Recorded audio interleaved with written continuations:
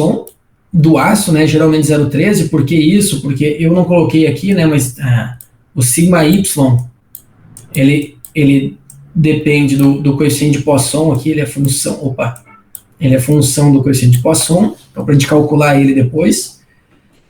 E agora o que é esse Nx e o que é esse Nz? Tá? Lembrando que quando a gente calculou a tensão de contato, a pressão de contato, desculpa, ela tem aquele formato parabólico, né? E a gente viu que esse formato parabólico para o contato linear, metade dele aqui a gente chama de A, né? O valorzinho de A aqui. Então o que acontece? Mesmo que eu aplique só uma força inicialmente num ponto, eu vou ter uma deformação que vai acontecer não só nesse ponto, né? Nesse ponto ela vai ser maior, mas ela vai acontecer também para os lados. Aqui eu estou dando um exemplo de um contato linear, mas aqui é um pezinho único e não tem essa deformação, mas isso serve de qualquer maneira. Aí se eu quiser calcular a deformação em todos os pontos, né? Porque essa superfície antes do contato é assim e depois ela vai ficar assim, né? Eu estou exagerando aqui, mas ela vai se deformar e fazer esse formato aqui, a superfície. Então eu quero saber o que acontece nesse ponto, nesse ponto, neste ponto, neste ponto, neste ponto. Então esse Nx, basicamente eu criei 100 pontinhos aqui, que vai de 0,5 a 0,5. O que é isso, né? É o meu A, eu dei um valor de A. A gente vai calcular isso depois para um contato linear, então esse valor não vai ser uma entrada, né? Nem o A nem o P, vão ser cálculos, mas enfim.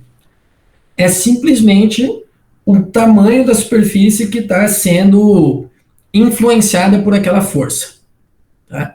Se o tamanho vai de menos meio a meio, tem 1 milímetro, digamos assim, eu dividi 1 milímetro em 101 pontinhos, ou seja, em 100 partes iguais. Né? Então, basicamente, eu tenho isso aqui, se isso aqui é 1 milímetro, a distância entre cada pontinho aqui é 1/100º de milímetro.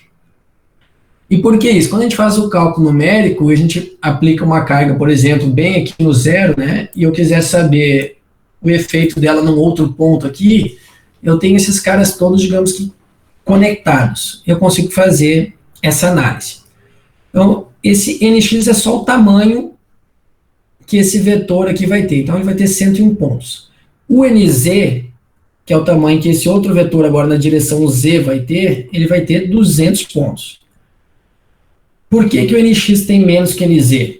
Tá? E por que 101, por que não 201, etc. Isso aqui, cara, não vai mudar praticamente nada, essas escolhas, tá? O que muda muito é esse número aqui. As tensões, deixa eu ver se tem algum gráfico de tensão aqui. Até aqui ainda não apareceu nenhum, deixa eu achar um.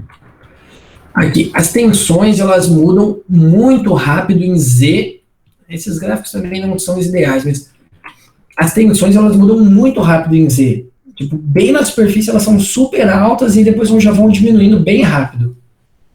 Em X, essa redução é menos abrupta. Então, a resolução, porque essa distância aqui nada mais é do que a resolução do nosso gráfico depois. Essa resolução é sempre mais importante em Z. E ela também é mais importante no começo aqui, por exemplo, do que em toda extensão. Tá? Existem estratégias, né, para não ficar um gridzinho todo igual, para deixar ele mais estreito aqui na parte de cima e mais esparso na parte de baixo.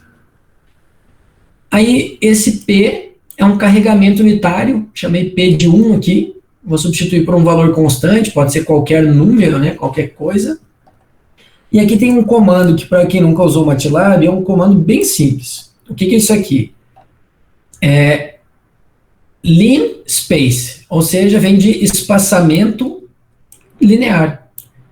Então, o que ele está pedindo para fazer? Ó, eu quero que de um valor de menos A, ou seja, menos 0,5, que está aqui, até mais A, mais 0,5, que está aqui, tenha 101 pontos, que é o Nx.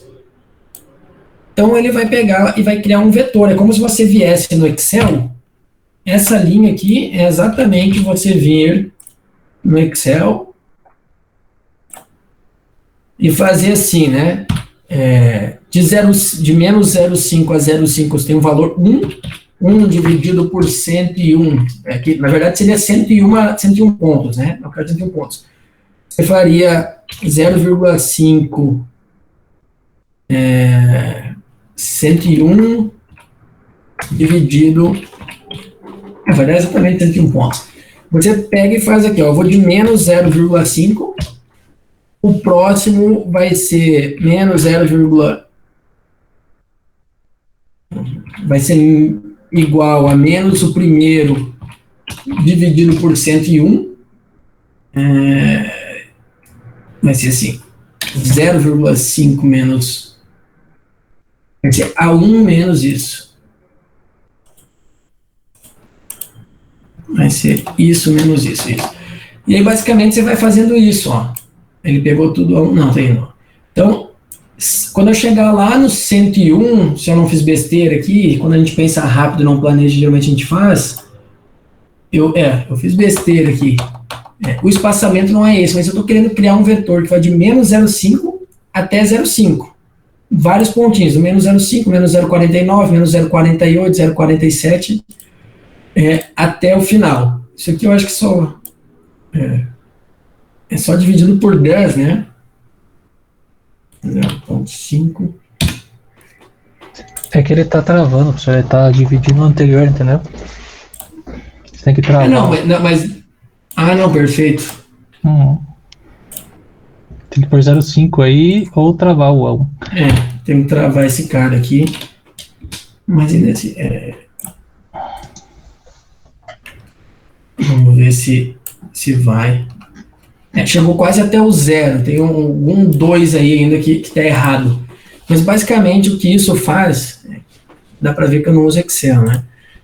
O que dá para ver que isso aqui faz, ele cria um vetor variando de 0,5 a menos 0,5 com 101 pontos, 101 elementos. E no Z ele faz a mesma coisa. Ele cria um vetor, só que aqui no Z, observa, em vez de dizer que era um valor A, eu disse que ele sai de 0,0001, tá? E aí por que é um valor muito pequeno? Porque, cara, bem na superfície, onde a gente tem as maiores tensões, né? E aí depois eu digo que ele vai até 1 em 200 pontos. E aí é sempre importante você ter esse começo mais fino e mais pontos em Z, porque no começo aqui em particular a variação das tensões é muito grande, o gradiente de tensões é muito grande. Uma opção, em vez do espaço linear, às vezes é usar o log space, que é logaritmo, então ele cria vários pontinhos aqui no começo, né? E menos no final. Então algumas pessoas usam, mas para o campo de tensões que a gente está calculando não tem relevância. Então o que a gente tem agora? A gente tem um vetor x, que seria só a primeira linha, um vetor x, que vai de 0,5 a menos 0,5 com 101 pontos, um vetor z, que vai de 0 a 1 com 200 pontos, na verdade de 0,001 a 1 com 200 pontos, e quando a gente faz esse mesh grid, o que é isso aqui? Na verdade ele pega esses dois e combina todos os pontos de cada um dos vetores, ou seja, para esse meu primeiro ponto em X, ele pega o primeiro ponto em Z, para o segundo ele pega o primeiro e o segundo, então ele vai criando vários pontos, são várias cópias do X e do Z. Então agora, ao plotar, né, isso aqui que vocês estão vendo é um plot de X e Z maiúsculo. Vocês veem isso aqui. Então, basicamente, se fosse no Excel, né, eu teria aquele X variando de 0 a 100, para Z igual a 0,001. Aí, para Z igual a 0,002, eu teria uma outra coluna igual, para 0,03 outra igual, e teria 200 outras iguais. Tá? Então, isso aqui ele cria uma matriz, que é a matriz onde essas equações aqui vão ser calculadas. Então, para todos os pontos de X e para todos os pontos de Z, a gente vai avaliar a influência de P em cada uma dessas tensões aqui. Até aqui tudo bem? Certinho. Certinho? Para quem já abriu o PPT, né? e já quiser copiar isso na área do MATLAB, só para verificar se deu certo, faça. Eu vou abrir aqui o MATLAB e vou fazer isso com vocês. Ó. Eu até vou sair da apresentação para mim poder copiar também da mesma maneira que vocês.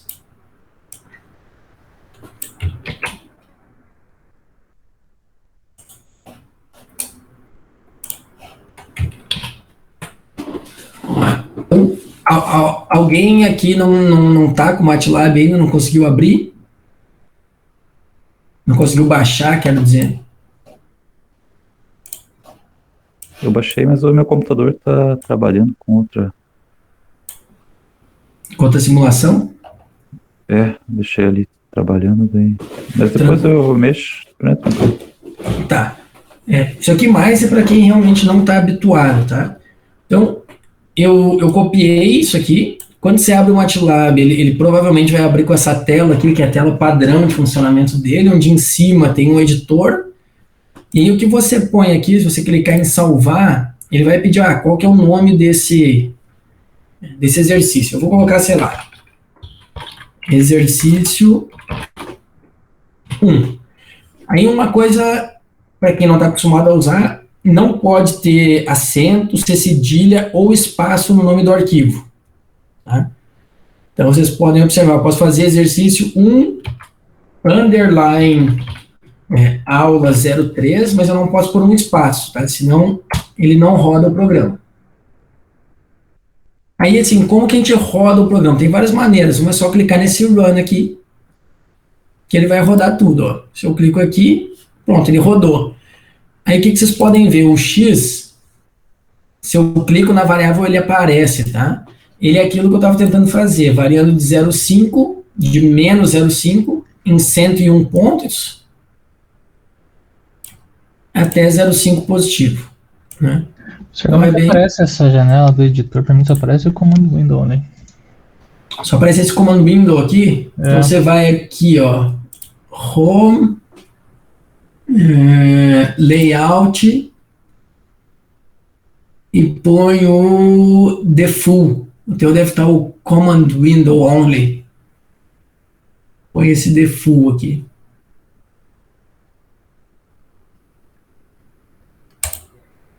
Default é esse mesmo. Não apareceu.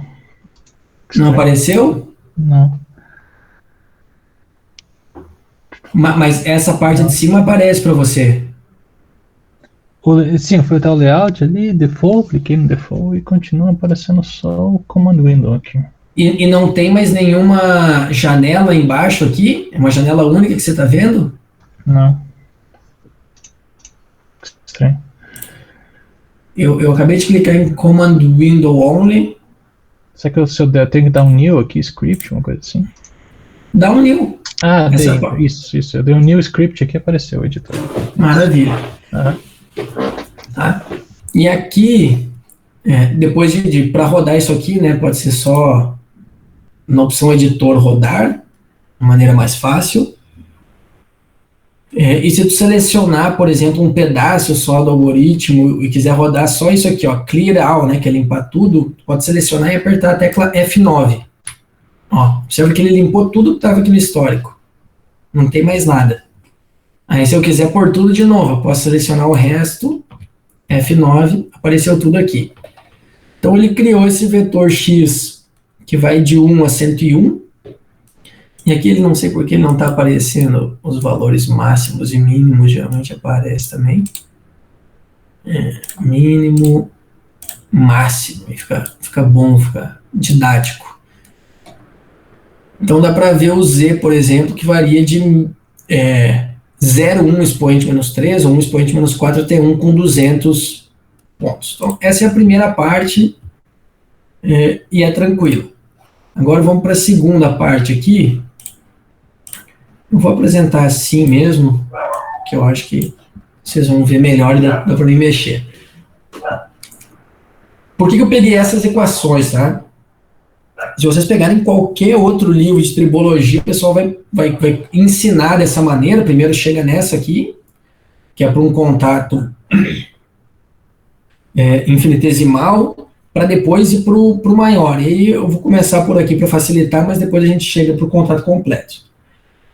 Aí na apostila do Seabra, se vocês tentarem entender um pouco mais de onde vem essas equações, elas são a 2.16, tá? Elas estão mostradas aqui tanto em função de variáveis cilíndricas quanto cartesianas.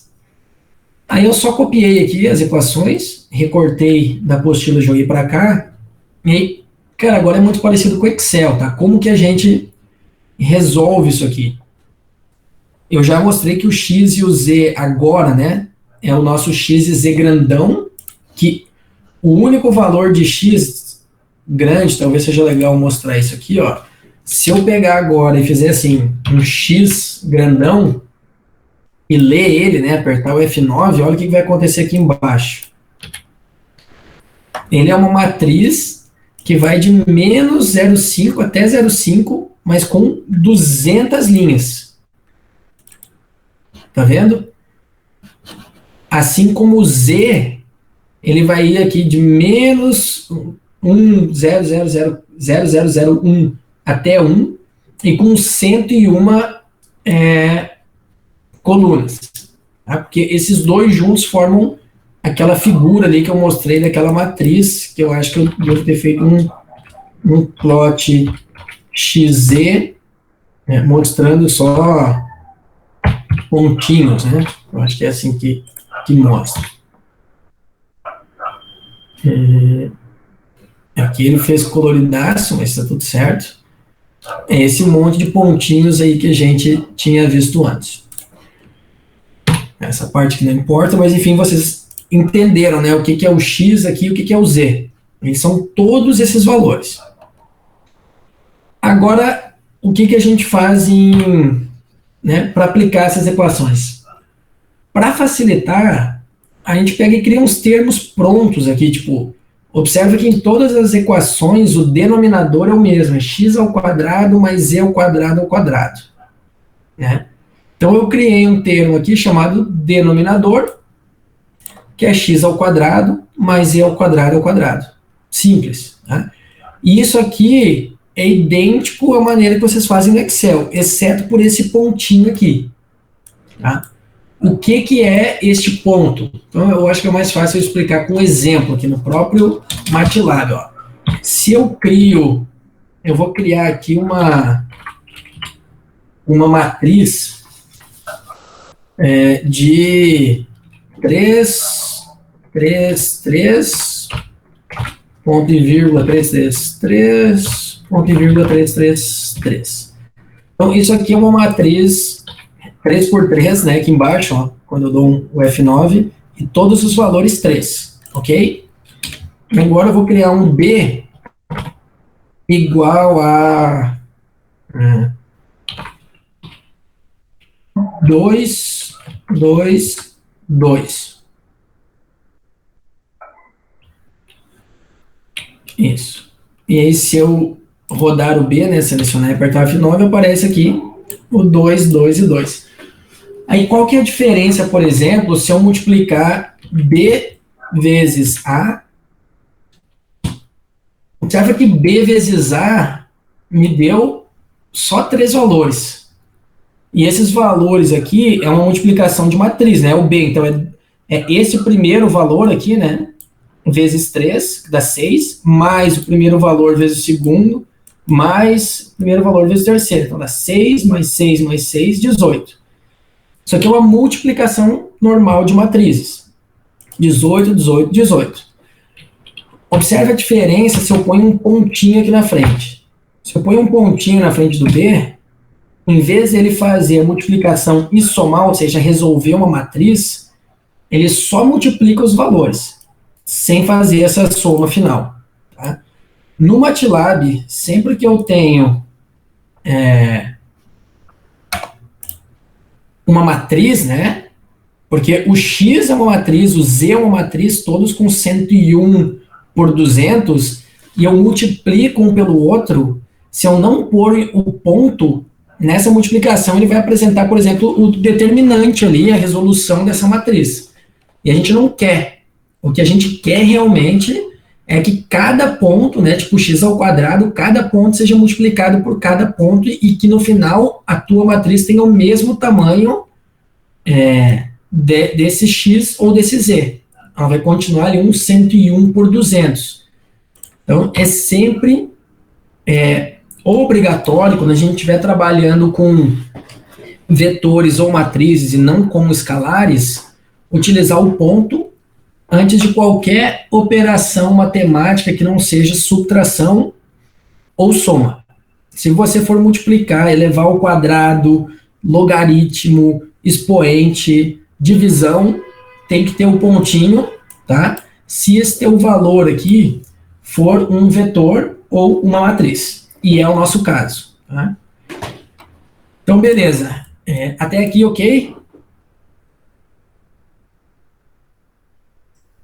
Beleza, obrigado por responder, Y. X quadrado, Z quadrado é o quadrado, o denominador. Agora, o numerador de SX. O SX vem de sigma X. Cara, X ao quadrado vezes Z ao quadrado. E lembrando sempre de pôr o ponto antes da operação matemática. Numerador de Z. Z ao cubo. Numerador do tal XZ. X, pontinho, multiplicação, Z ao quadrado. Então, pronto. Criei isso aqui.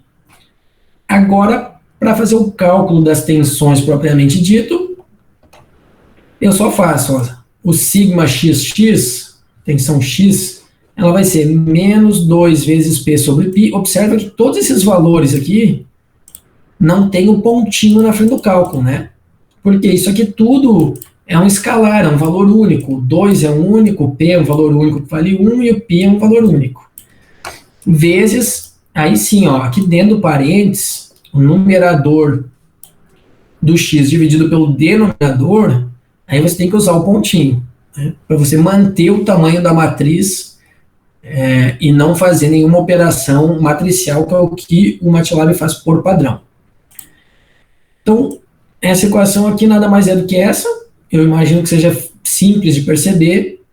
Essa equação agora de Z nada mais é do que essa, e essa equação de Y, essa aqui, né?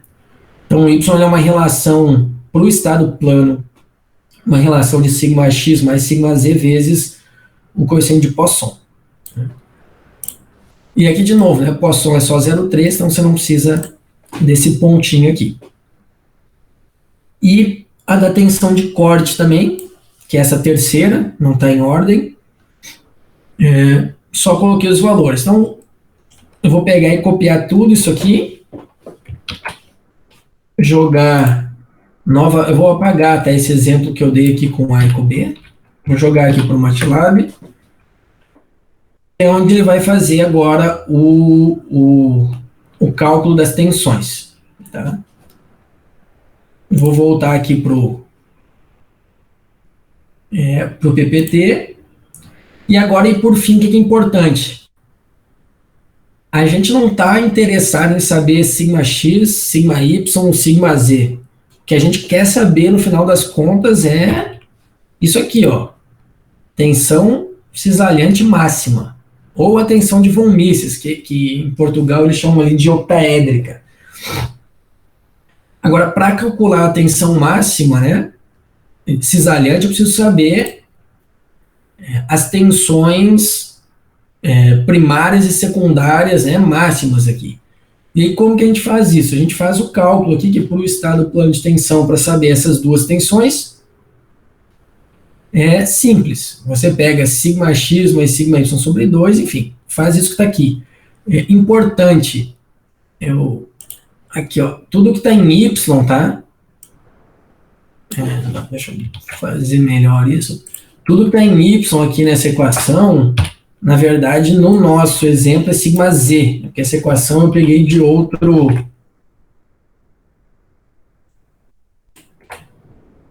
lugar. Pronto. Assim já ficou bom. Então agora eu vou aplicar essa equação aqui. Isso aqui é tensão equivalente de... tensão equivalente para distribuição de tensões ali do estado plano de tensão. Aí o que a gente faz em MATLAB habitualmente, tá? Primeiro, a gente cria matrizes com zeros, matriz vazia, né? Eu poderia até ter criado para o X e para o Z já de antemão isso, torna o programa mais rápido, mas vou pular essa parte. Agora, o que está feito aqui? Primeiro, o sigma y, que a gente já calculou, né? Essa equação, ele disse que das 3 tensões, o sigma y é a menor. Ele é essa aqui.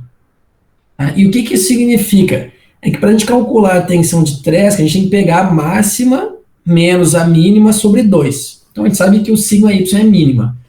Agora, a máxima entre o x e o z, a gente de antemão necessariamente pode não saber. Para o contato pro contato linear a gente sabe, né? Mas supondo que isso aqui é um programa genérico. Então ele criou aqui uma coisa que ele chamou de SA, que é esse primeiro termo, que é o sigma x mais o sigma z sobre 2, né? Isso é todo esse primeiro termo aqui da equação. Criou um SB, que é o segundo termo, que é a mesma coisa, só que com menos. Sigma x menos sigma z sobre 2, ou vezes 0,5. E agora ele disse, né, que tem as duas raízes aqui. Que a positiva, que é a maior, ele diz que é sigma 2. E a menor, que é sigma 3. Depois de fazer os cálculos aqui dessas tensões, agora deixa eu explicar mais uma coisinha. Nessa figura aqui, ou nesse x, nesse z, a gente tem uma matriz, né, com esses pontos todos. E esses caras aqui, se vocês olharem eles no programa, o x, ele tem, por exemplo, 200 por 101. Isso é bem palpável, assim como essa matriz aqui tem 3 por 3, né? Ó, o valor de A, ou da resposta, é 3 por 3. Esse cara aqui é de 200 por 101. No MATLAB, a gente pode criar uma terceira dimensão, que aí é como se fosse as folhas do teu caderno, né? Uma folha é a primeira matriz, quando você vira tem a segunda, quando você vira tem a terceira. Então, o que é isso? Esse pontinho aqui, tipo, é a primeira folha, a segunda e a terceira, mas todas são chamadas S. Seria tipo caderno, né? Tudo pertence às tensões, e essa aqui é a primeira, segunda e terceira. O número 1, 2 e 3 não tem a ver com o valor da tensão, é só uma posição qualquer. E o que isso é feito? Basicamente, por quê? Porque a gente vai fazer um sorte agora dessas tensões aqui. O sorte é igual ao Excel. O sorte, ele sorteia do maior para o menor ou do menor para o maior. Eu acho que o padrão aqui é do menor para o maior. Então, o que ele vai fazer? Quando eu digo que a tensão é um sorte de todos os valores de S,3, significa que é em função da terceira coluna, porque a primeira e a segunda são só a localização x e z. Então, os dois primeiros pontos, por exemplo, 1, é esse pontinho aqui bem da esquerda. E o terceiro é o valor de SY naquele ponto 1. Então, eu vou fazer um sorte pela terceira coluna aqui, né? Para saber quais que são os maiores. Aí depois, o que eu sei? E como eles fazem o sorte do menor para o maior, eu vou depois chamar de sigma 3. Aqui ficou em primeiro lugar, que é menor, sigma 2 em segundo e sigma 1 em primeiro. E todo esse trabalhinho... Opa! O S, parênteses, é meio que um índice, assim, mais ou menos. Então, é o S, 1, S2, S3. É um índice, exatamente. É um índice, digamos assim, aqui, né? Uhum. Nesse S, no índice 1, eu tenho o tal do SY. No índice 2, eu tenho a primeira raiz aqui dessa equação. No índice 3, eu tenho a segunda. Aí quando eu fiz um sorte, né, eu coloquei esses caras em ordem do menor para o maior, eu descobri qual que era o menor, que é o S3, e qual que era o maior, que eu chamei de S1, né. Uhum. Então, isso aqui realmente é um índice. Aí eu só vou aproveitar e vou jogar isso aqui também no programa.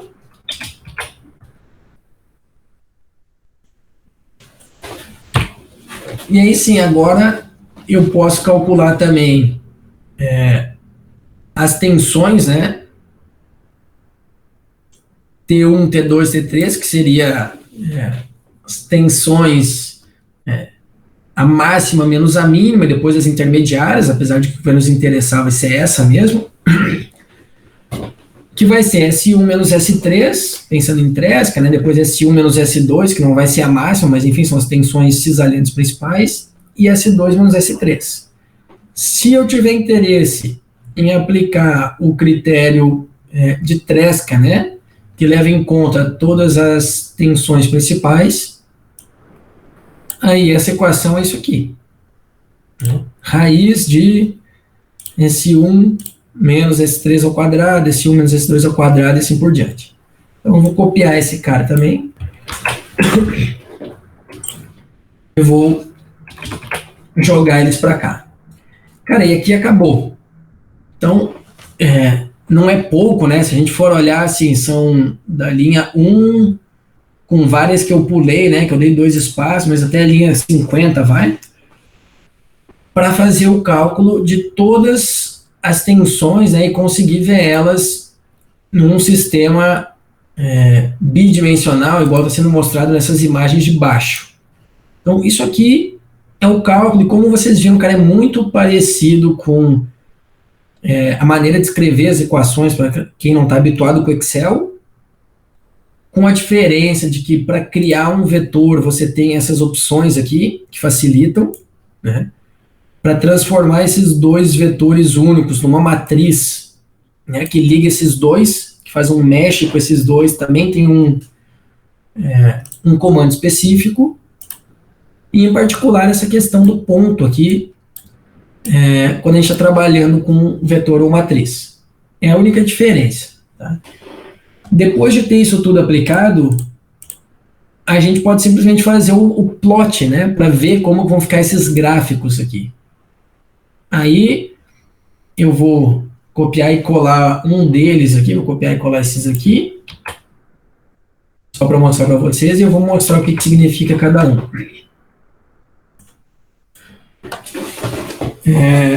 Cara, aí também, para plotar, tem diferentes maneiras de plotar. Aqui eu não vou ficar, na realidade, explicando, tá? O que é importante? Se você for usar as opções de plot que são tridimensionais, você vai usar surf, contorno, tem essas opções também chamada contour 3, que se eu colocar o valor 3 aí ele fica na opção 3D. E sempre que você for plotar esses caras, você vai precisar usar, por exemplo, para plotar uma superfície, do X maiúsculo, do Z maiúsculo e do SXX, que é para todos os pontos aqui, né, de intersecção X e Z, tem um valor de SXX. Então, basicamente é isso. O restante aqui, X label, Y label, é o nome que eu dou para o eixo X, para o eixo Y. Title é o título. Aí sempre que a gente for escrever alguma coisa, né, a gente põe entre as pinhas assim. X label, abre parênteses, escreve. E aqui dentro eu posso colocar qualquer coisa, inclusive símbolos, etc. Esse grid on é para as linhas de grid, né, para ficarem visíveis. O eixos IJ é tipo no Excel, né? Se você faz um gráfico que vai de 0 a 93, provavelmente ele vai criar um eixo X que vai até 100. Se tu quiser que pare em 93, tu vai lá e manualmente pede para o eixo só a 93. Então, esse IJ é o comando que o eixo acaba no último valor. Ele não estende nem um pouquinho a mais. Agora, tudo isso aqui, se vocês deixarem em branco, por exemplo, não muda nada. Né? Vai aparecer a figura na mesma, mas de maneira menos customizada. E assim como tem a opção de surf, né, tem essa opção de contorno, um que você só vê linhas e no outro que você vê a superfície como um todo, e isso você pode aplicar para todas as tensões que nós calculamos. Então, para rodar o programa inteiro, incluindo as figuras, você pode ou selecionar tudo, né, e apertar F9, ou simplesmente apertar o botão rodar. Então eu vou rodar aqui o exercício 1 ao A3. Ó, e ele fez essa uma figurinha e está mostrando o sigma X e o sigma Y de duas maneiras. Uma visão 3D dela. Então, se a gente quiser aqui rotacionar isso aqui para entender o que acontece, né? Então, tensão bem máxima ali no ponto de aplicação, todo o restante aqui longe igual a zero. E aqui é a mesma coisa, mas é como se fosse uma vista, mas ali para o SY, né? Vista só de cima, são só as linhas de contorno. E aqui, se vocês dão um zoom, vocês conseguem ver os quadradinhos, né? Tá vendo? Isso aqui são os pixels. Se vocês não quisessem ver assim, achar que a qualidade está ruim, a única coisa que é necessário fazer é vir aqui, ó, onde tem 101, põe, sei lá, 201, onde tem 200, põe 400. Tu vai ter o dobro da resolução de antes. Vai demorar o dobro do tempo para rodar, o que nesse caso não muda quase nada, como vocês viram, o cálculo é quase instantâneo. Outra coisa importante, tá? Esses campos de tensões que a gente está vendo aqui, eles não têm nada a ver com aqueles que a gente está acostumado a ver da mecânica do contato, que eles têm um pouco mais essa cara, tá? Por quê? Porque a gente está vendo aquele caso particular... A gente está vendo esse caso particular aqui, ó. É só uma carguinha infinitesimal no meio. Então, o nosso sigma ZZ é que vai ter essa cara aqui. A gente não plotou o Z, eu posso até mostrar para vocês, ó. Se eu quiser mudar, eu só mudo esse cara aqui para sigma ZZ. Acho que foi assim que eu chamei. E aí eu refaço o gráfico, ó. Eu seleciono só a parte que eu quero. Clico com o direito, F9, né? Evaluate Selection. E agora, se vocês olharem aqui, parece que não tem nada no Z, né? Mas ele tem só um pontinho gigante aqui, ó, que vai até lá embaixo, que ele acontece só ali na região de aplicação, onde ele tem intensidade máxima, tá? Esses campos de tensão que a gente está vendo, se eu quiser plotar qualquer outra coisa, em vez do ZZ, eu quero plotar o T1, que é a tensão cisalhante máxima. Cara, é só botar aqui o valor de T1, tá? E assim por diante. Agora eu quero plotar o T octaédrico. A gente põe aqui T octaédrico. É claro que vocês podem simplesmente copiar essa figura 1, né? Copiar e colar e fazer o mesmo plot para sigma X, para sigma Y, para todos os outros. E cada vez que você seleciona isso aqui e faz um Evaluate Selection, vai aparecer essa nova figura. Tá? Observa que eu não estou mudando os títulos aqui, né? Eles estão aparecendo como se fosse sigma XX, mas eu estou botando aqui o tal 1. Como eu falei antes, cara, isso aqui é a parte, digamos que, mais ensinando o uso do MATLAB do que o da mecânica do contato. Tá? Onde a gente pegou como exemplo esse caso aqui. E por que esse caso, tá? Porque isso aqui é algo que é pedido para vocês fazerem, digamos que, sem ajuda, né? Isso aqui é o exercício 1 da apostila de mecânica do contato, que ela começa... Deixa eu ver. Ela começa na parte computacional. Então ele fala assim, pessoal, essas aqui são as equações da apostila que eu dei. Apliquem isso no MATLAB e se virem. Tá? Então isso é o que é pedido. Então estou fazendo isso junto com vocês aqui. E a gente acabou de fazer todo esse cálculo. Sigma X, sigma Z, tal XZ, por uma tensão normal concentrada. Na apostila, ele também pede para vocês estabelecer e adimensionalizar as expressões que determinam o campo de tensões e os deslocamentos, ou seja, basicamente é pegar isso aqui, né, e chegar nessas equações, basicamente, reduzir aquilo que está na apostila. Então a gente fez todo esse exemplo pro contato normal, e agora a teoria teria que refazer isso tudo pro tangencial, né? Por que teria? Porque eu vou ensinar o normal com aplicação em um ponto único, depois o tangencial com aplicação no ponto único, depois os dois juntos, e por fim isso numa distribuição de pressão, que é o caso real. Pessoal, quem nunca usou, todo mundo já conseguiu copiar e colar o código, rodou, funcionou, ficou com alguma dificuldade em relação à nomenclatura que eu utilizei? Deu para entender. Deu para entender? Beleza. Vamos lá. Pessoal, tudo devagar aí, para quem está acostumado, aproveita, vai tomar um cafezinho, mas é importante devagar, porque depois eu quero que vocês, além de usar, consigam inclusive fazer modificações, né, para tornar esse programinha mais interessante. E se você quiser ler um valor desse plot que a gente fez, como que a gente escreve no MATLAB, por exemplo? Quero ver um valor para... se você quiser saber o valor máximo da tensão octaédrica, tá? Uma maneira de fazer, você diz assim, tensão, eu só estou dando um nome, a tensão octaédrica máxima, é o que eu quero saber, entendeu? Esse vai ser o nome. Você faz máximo, entre parênteses, máximo, entre parênteses, o nome desse cara aqui. Aí você vai achar o valor máximo dele. Por que tem dois máximos? Eu já vou te mostrar a diferença. Vou rodar esse cara, o valor máximo é esse aqui. O que acontece se você só fizer um máximo? Um monte de valores. Ele vai pegar um máximo para cada coluna do cálculo. Se você quiser saber o máximo dos máximos e não só por coluna, você põe 2 vezes o máximo. Sempre que tu tem uma matriz, e tu só pediu um máximo ou o mínimo uma vez, ele dá o mínimo de cada coluna. É a maneira como o software tem essas funções prontas. Se você, por exemplo, quiser saber, além do valor máximo, né, a localização dele, vou botar tipo assim, IJ,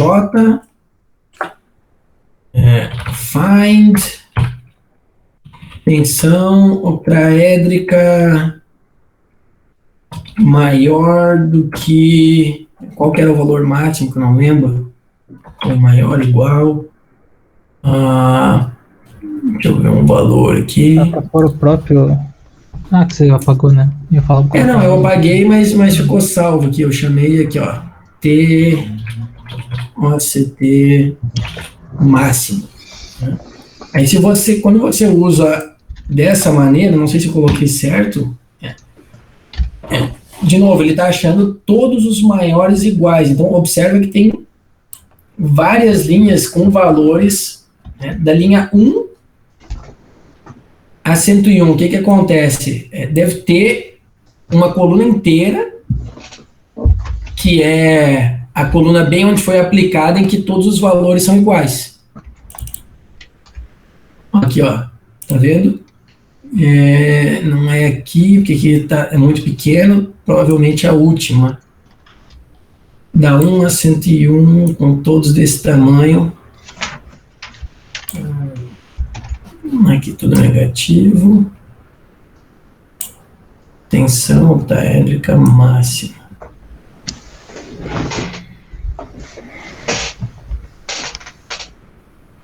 Que estranho. Chegou a máximo aqui, 2.3. Eu achei estranho ele dar muitos. Deixa eu ver se eu pôr só maior, se ele vai me dar uma única opção. Deu 0, não tem nenhum maior, só tem iguais. Aparentemente, iguais a esse, tem um em cada uma das linhas. Né? Um em cada uma das colunas, desculpa, tem 101 colunas. Então tem mais de um valor igual com o valor máximo, de acordo com isso aqui. Mas, enfim, as maneiras, né, de procurar, uma é essa opção find, que é de encontrar, ele põe maior igual, maior, menor, ou igual apenas, né? Aí tem que botar 2 vezes o valor igual. E aí ele te diz a posição em que o valor aparece. Posição em IJ que o valor aparece. E ele deveria dar também Esse aqui é o J, esse aqui é o I. Então, em que o valor aparece nessa relação I e J. E aí, se for só o máximo ou o mínimo, é da maneira que eu mostrei antes. Essas são as opções de pesquisa comuns. Agora, se tu já sabe onde você quer procurar, né? Você pode pegar, por exemplo, S, XX, a tensão X que a gente calculou. Você quer saber o valor dela na posição 5,5, né? Pensando que no Excel vai ser a quinta linha e a quinta coluna, ou seja, 5E, né? Porque no Excel as colunas é de 1 em diante, aqui é ABC. Se tu fizer SXX55 e dá um F9, ele diz qual que é o valor naquela posição. Então a gente pode até vir aqui e verificar. Um J ali também, no caso, poderia. Poderia, ó. Então é esse menos 0,0605. Você pode dizer que I é igual a 7, J é igual a 8, e aí pedir aqui I, J, F9, deu menos 0,1013. Aí se a gente pega o 7... achei que dava para usar o J que o professor usou anteriormente. Dá também. Ele vai pegar todos aqueles pontos e vai botar o mesmo valor. Não, entendi agora o que você falou e faz mais sentido, né? Quer ver se todos os valores realmente vão dar aquilo. Ó, realmente todos deram a mesma coisa aqui. Ou pelo menos maior do que aquilo. S, J... Isso aqui dá a impressão que ele está mostrando a matriz toda, basicamente. Deixa eu ver o tamanho desse vetor resposta aqui. 101 por 101. Esse find aqui, eu acho que ele nas posições aqui, ele não deu legal não, cara.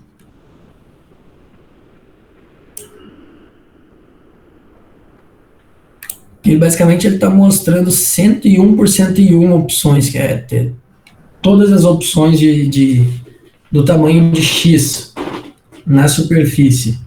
Não entendi o significado físico daqui.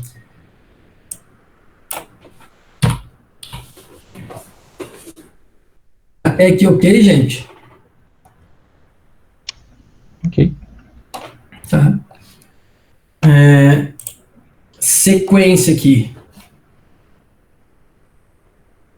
Na sequência, na própria apostila, né, ele não faz nenhuma dedução para encontrar as equações, ele só fala, ó, a diferença entre Q e P é basicamente tu pegar e fazer a projeção do P em 90 graus. E tu vai ter o valor de Q. Ao fazer isso e repetir todo o cálculo lá de cima, tu chega nessas equações. Que elas são um pouquinho diferentes das equações que a gente tem para carga concentrada. Cara, e aqui mesma coisa. Tudo igual. Mesmo programa. Agora o que muda? O denominador continua igual, mas o numerador agora muda, né? Numerador X, numerador Z, numerador em tal XZ, e assim por diante. Acho que não vale a pena perder tempo repetindo esse processo aqui, tá? Até porque vocês têm isso, vocês podem copiar essa parte, né? Como eu coloquei, o resto do programa é idêntico. E inclusive testar depois em casa e ter dúvidas relevantes na próxima aula. Aí o que vem aqui é quando a gente trabalha com as cargas normal e tangencial juntas, tá? Deixa eu voltar aqui a tela inteira. Quando a gente tem essas duas cargas juntas aqui. Então, aí como você sabe, né? Alguém perguntou no começo se essas equações valiam para os critérios de plasticidade ou elastoplasticidade, eu comentei que não. Uma das vantagens de a gente trabalhando com o sistema no limite elástico é porque a gente pode pegar e simplesmente somar essas tensões aqui, normal e tangencial, né? Simplesmente somar esses caras aplicando o critério de Saint-Venant, que é o critério de sobreposição de efeitos, algo que pode ser feito quando você está no limite elástico do material.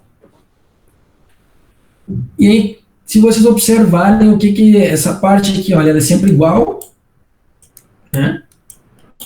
Essa aqui, o denominador é o mesmo, que muda isso aqui. Então vocês vão ter que simplesmente somar o sigma x, a gente pode chamar de sigma x normal, com o sigma x tangencial, e vocês vão ter já a resposta dos efeitos combinados. Como que isso foi feito aqui no programa? Essa primeira parte aqui, ó, não mudou nada, está idêntica ao que a gente já viu, só que foi acrescentado isso aqui, ó. O que é isso? O μ é aquela letrinha grega sim, né? Essa letra grega vezes P, cara, é difícil escrever com mouse, é igual a E, né? Ou seja, a força normal vezes a força de atrito, vezes o coeficiente de atrito é igual à força tangencial. Então, em vez de eu criar um P e um Q, eu estou dizendo que o Q, né, ele é originado devido ao atrito, e de novo, por que isso? A aplicação dessas equações aqui, para nós, elas são relevantes para rolamento, engrenagem, câmbio seguidor, anel cilindro, todos esses elementos de máquina que geralmente eles têm um carregamento normal, e que o carregamento tangencial, ele é uma função do atrito na região do contato. Então, eu transformei o Q aqui numa função do coeficiente de atrito, eu disse que o coeficiente de atrito é igual a 0,2.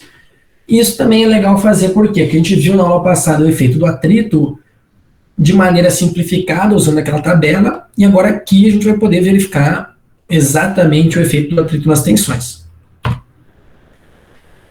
Aí, de novo, ó, criei novas funções, denominador ficou igual, porque não muda, ele é igual em todas as equações, sejam elas para carregamento normal, né, daqui para cima, quanto para carregamento tangencial daqui para baixo.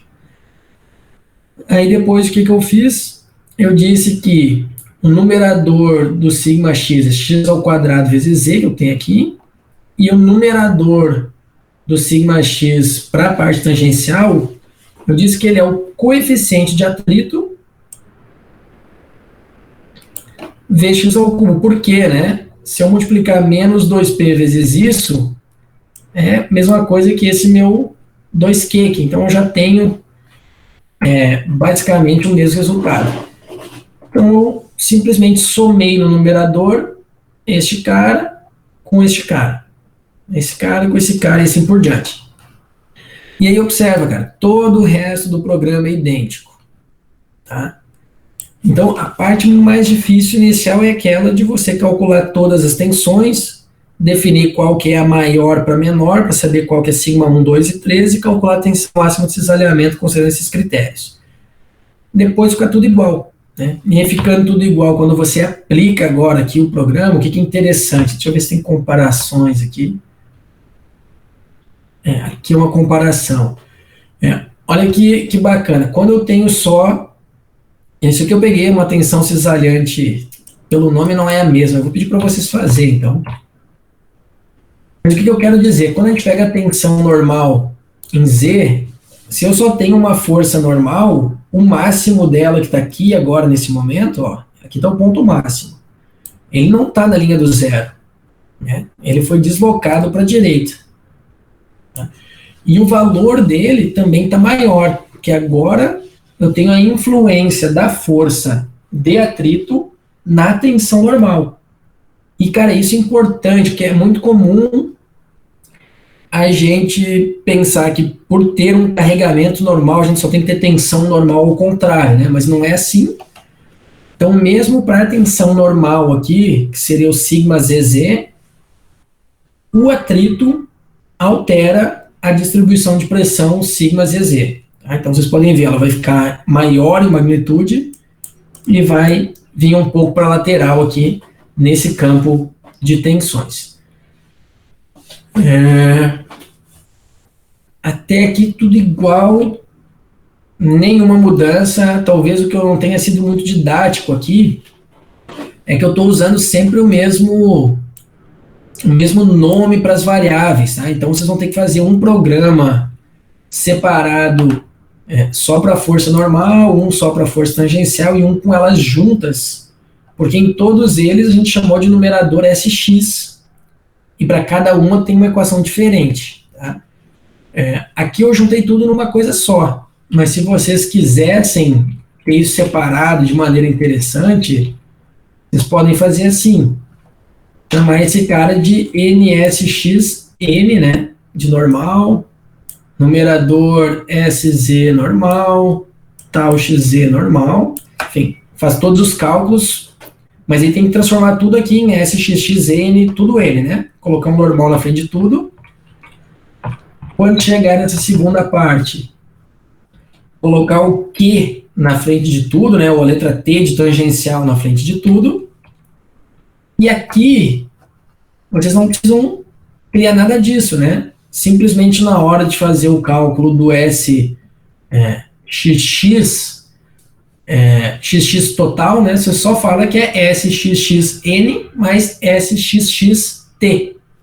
E aí você simplesmente soma os dois. É outra maneira de fazer. Vocês entenderam essa parte que eu mencionei?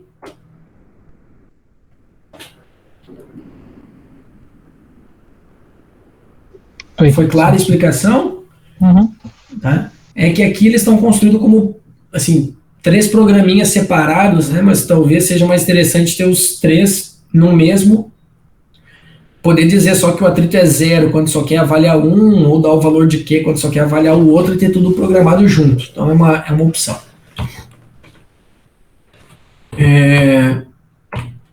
E agora que vem a parte que realmente começa aqui a nos interessar um pouco mais. Quando a gente tem uma distribuição de pressão, igual essa que vocês estão vendo aqui. O que é essa distribuição, né? Essa linha vermelha aqui que eu estou fazendo? É uma distribuição não artesiana. É uma distribuição qualquer. Eu não sei qual que foi as geometrias em contato que geraram essa distribuição, mas é o que eu tenho. Até então, a gente só aprendeu a calcular essa flechinha aqui. Só uma. Um PSDS só. Aí qual que é a parte boa? A gente pode continuar usando as mesmas equações que a gente viu e novamente aplicar o princípio da sobreexposição de efeitos, ou seja, pegar um PSDS aqui e vai gerar todos aqueles resultados que nós tivemos antes, pegar um aqui, somar com um que está aqui, somar com o que está aqui, somar com o que está aqui, e assim por diante. Então, basicamente, para uma distribuição, a gente usa as mesmas equações de antes, mas, porém, para cada cálculo que a gente faz, a gente considera um PSDS. O que precisamos saber? A gente precisa saber como que o P, né, varia aqui em função de X, na verdade, vai ser o PS daí, e a gente vai precisar criar um vetor que nos diga qual parte que nós estamos analisando de cada vez, ou seja, uma distância S, né, do ponto de aplicação para a origem. E aí, fazendo isso, é o que está aqui, né, a gente vai simplesmente então, considerar que é uma carga elementar, só que essa carga ela vai ser um PXdx, esse x' aqui, na verdade, a gente transformou em S, e esse S vai ser a distância desse ponto onde está aplicada a carga em relação, aqui está o desenho da origem, né, mas esse x aqui é o x grande, em relação a todos os pontos de x, né, qual que é a distância desse aqui para cada um. Então, o efeito dessa carga da carga aplicada no ponto B, por exemplo, em A, em A1, em A2, né, em função aqui tanto de A quanto de Z. Aqui eu estou mostrando só em função de X. Matematicamente, né, qual que é a diferença dessa carga normal concentrada vezes a distribuída? Cara, a diferença é que agora o P, ele é um ΔP, aqui está como x', né, esse x aqui a gente já viu, esse x' aqui sendo x menos S, então a gente tem um ΔPzinho agora por cada ponto, e a gente tem que pegar esse x' e transformar ele no x menos S, de modo a ter um dPdS nas equações, ou um PSDS, né? Aí o que a gente faz com esse, né, com esse ΔP aqui e com esse x'? O certo é a gente integrar isso do início do domínio até o fim do domínio. E aí a gente vai ter toda a distribuição de tensões. Quando a gente faz isso, essa equação aqui, né, que ela veio para cá, e ela daqui, ela assume essa forma, em que a gente vai ter um PS, ou seja, para cada elemento a gente tem um valor de pressão, e esse valor de pressão, ele depende da posição, tá? Ele depende da posição. E a gente tem esse equacionamento aqui. Agora, isso aqui, se vocês forem verificar, por exemplo, eu vou para a apostila do Seabra de novo, só para vocês tentarem, depois, quando derem uma lida aqui, não é essa, vocês entenderem o que eu quero mencionar. Aqui, né, carga concentrada, aqui é aqui, ó, essa é a equação 2.28, tá? E ele para aqui nas equações de σx, σz tal xz. E se você for olhar a partir daqui, ele não trabalha mais com nenhuma equação de tensão. Aqui ele já vai para um outro caso, que tem também as forças tangenciais. E aí vocês poderiam se perguntar, tá, mas por que ele não desenvolveu mais a partir do 2.28? A resposta é simples, é porque a gente não sabe qual que é o PS. Né? Nessa figura ele tem esse desenho, mas esse PS num outro exercício, ele pode ser o padrão de uma superfície rugosa lá que a gente viu. Num outro exercício, ele pode ser constante. Né? E aí, para cada tipo de carregamento, você vai ter uma distribuição de pressão. Então, o que a gente vai fazer? Qual que é um truque aqui? Primeiro, para facilitar a nossa vida, a gente considera uma pressão constante, para poder tirar ela aqui do integral. Tá? E por que eu posso considerar uma pressão constante? Porque, como eu falei, cara, eu posso considerar que a pressão é constante aqui, que ela tem um valor único nessa posição, e isso é sempre verdade. Né? E aí eu faço todos os cálculos como se não fosse uma distribuição de pressão, mas como se fosse aquela situação que eu fiz anteriormente, fosse um contato concentrado. Só que eu levo em consideração a posição disso aqui em relação a isso que eu vou repetir várias vezes. Tá? Isso vai exigir um trabalhinho ali um pouco maior no MATLAB que a gente vai fazer na próxima aula, mas para entender o conceito, o que a gente faz? A gente considera que o P é constante, em vez de analisar então uma única carga pontual, agora é uma carga distribuída, mas com a mesma intensidade. Tá? E aí nós temos aqui essas equações. Com essas equações, a gente pode resolver esse problema, que é o problema 1, que é quando a gente tem uma pressão distribuída, porém constante. Tá? Aí nesse problema aqui, como a gente sabe, a gente acabou de ver, né, a gente tem essa equação aqui, esse é o exemplo de σx, a gente tem, por exemplo, a σz, tal xz, etc. E aí eu vou colocar, deixa eu ver se minha câmera aqui tá funcionando. Agora eu já estou em casa, não estou mais no sul, a internet é melhor aqui, bicho. Aí o que a gente tem aqui? A gente tem essa equação, eu só vou desenhar e reescrever. Aqui a gente tem a superfície, vem um pouco mais para o lado. Aqui a gente tem o carregamento, que a gente está observando.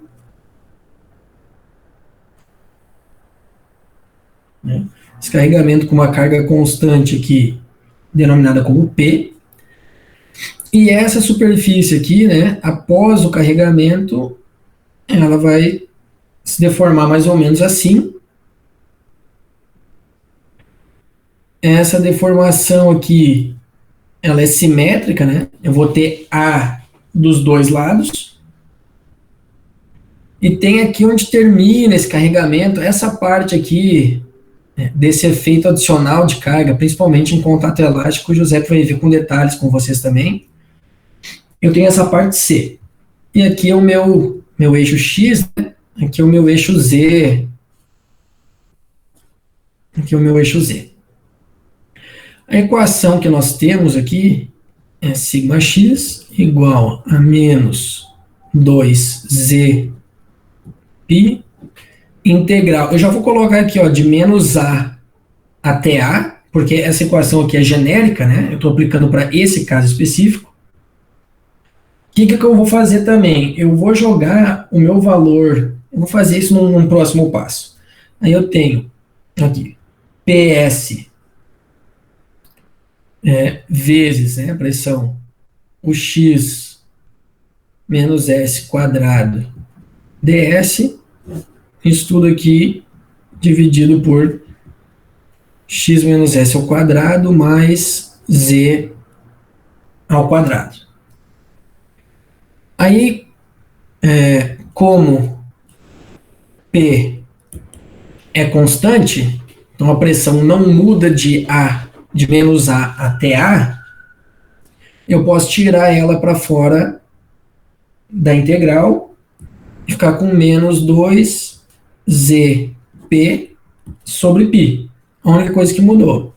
Integral de novo de menos A até A, x menos s ao quadrado ds, dividido por x menos s ao quadrado, mais z ao quadrado, isso tudo elevado ao quadrado. Aí como que a gente resolve essa integral aqui, né? Essa aqui, quando a gente tem, por exemplo, um x menos s ao quadrado ds, uma das maneiras de fazer é utilizar ali a integral da substitutiva, da substituição. Então a gente faz uma transformação aqui,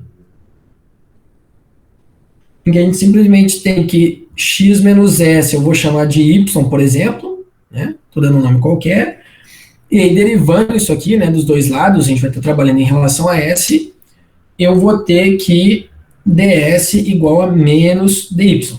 Na verdade, eu teria menos ds igual a dy, eu só transformei para depois substituir diretamente ds aqui por menos dy. Tá? Agora, substituindo então o x menos s por y e o ds por menos dy aqui nessa equação, eu vou ter o σx, esse menos aqui, tá?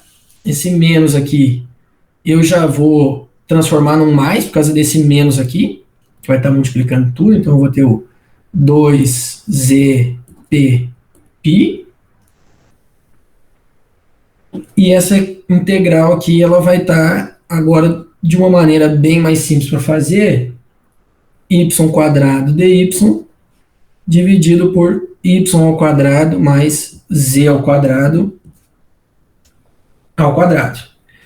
E isso aqui, gente, isso aqui vira cálculo, sei lá, cálculo 1, 2, em que a gente usa a tabela das integrais, né, para resolver o problema.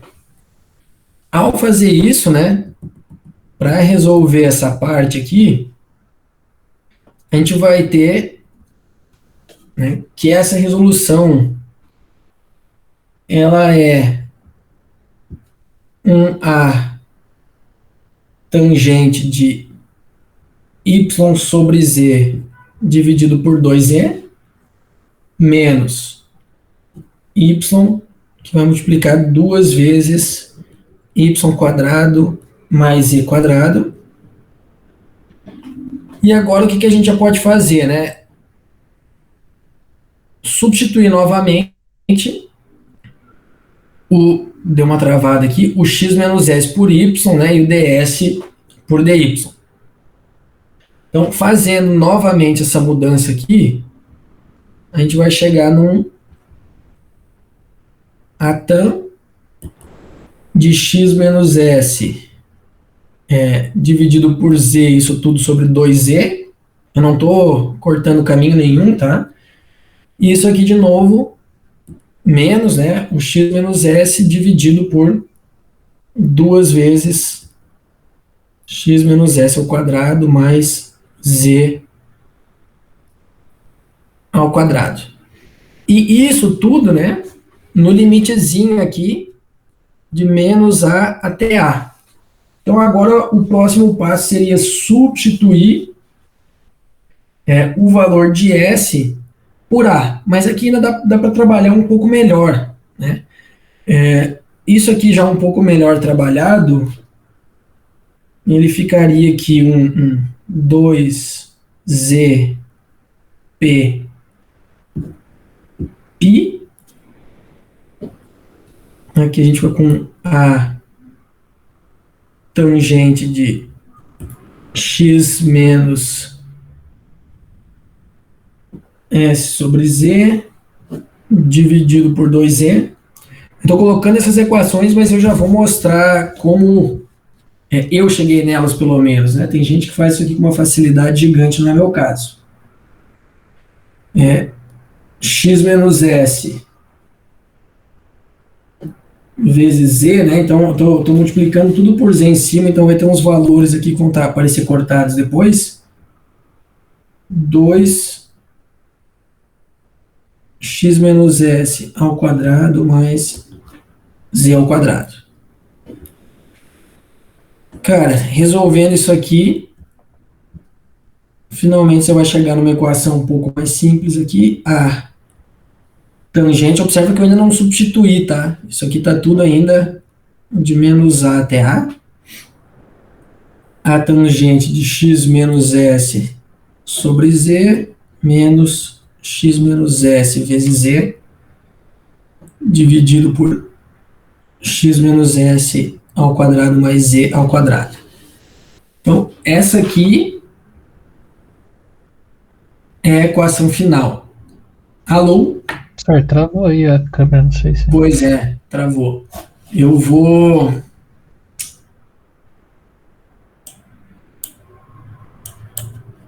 deixa eu ver aqui. Pronto. Agora, pessoal, todo esse... Eu vou só colocar agora a equação final aqui, porque aí vocês podem ter isso copiado também. Que, por exemplo, esse passo a passo não tem na apostila de Seabra, geralmente não tem nos livros, né? Todo mundo, como eu mencionei anteriormente, todos os livros, eles vão parar aqui nessa equação, que é generalizada. E aí eu estou só mostrando como que a gente transforma isso para uma aplicação no MATLAB, primeiro para uma pressão constante, depois a gente vai ver para o restante.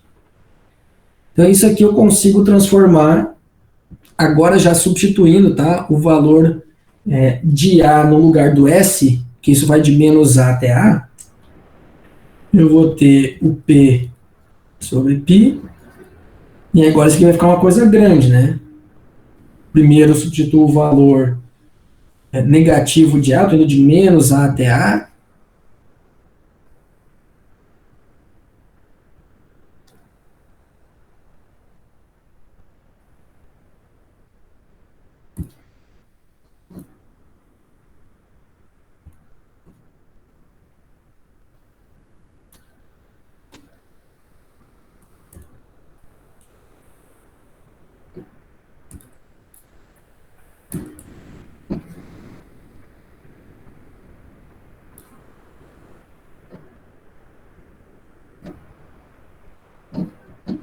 Pessoal, aí fica todo esse bichão aqui, ó.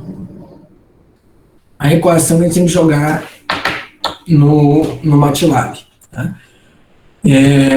Eu escrevi isso rápido. Vocês copiaram, por exemplo, pelo menos até aqui, tabela das integrais? Sim, só entendi ali, logo após embaixo, professor, tem A, tan, Y, linha, é isso? Onde? Aí, um pouco para a esquerda, teu mouse. Aqui, não, é y dividido por z. Ah, tá. É para ser um sinal de dividido aí. Fechou. Então, eu vou dar um tempo para vocês copiar aqui.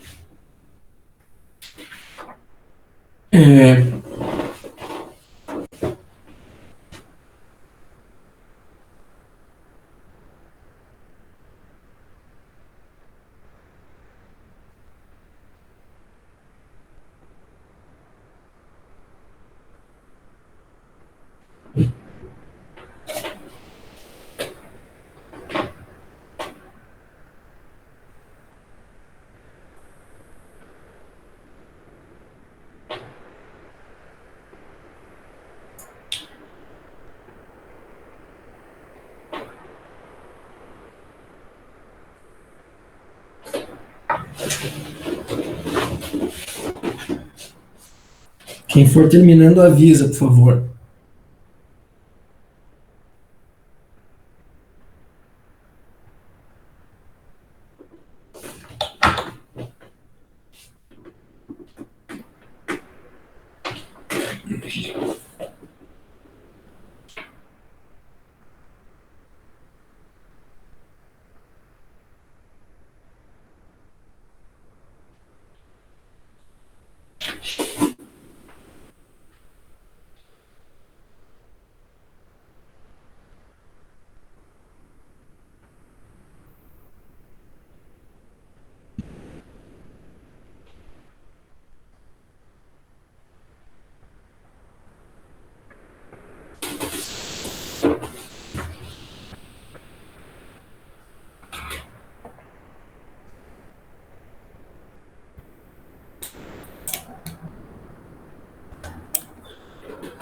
Aqui tá ok, professor.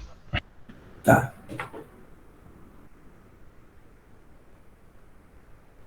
Alguém ainda copiando, pessoal?